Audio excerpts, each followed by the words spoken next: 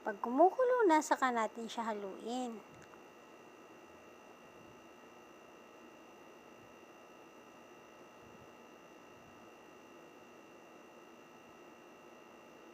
Lagyan natin ng cheese.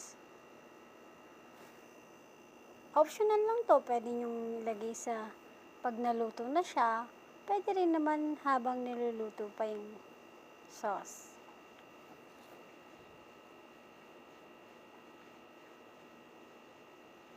Pwede rin namang walang cheese, depende na sa inyo. Lagyan natin ng isang konting asukal, pampalasa.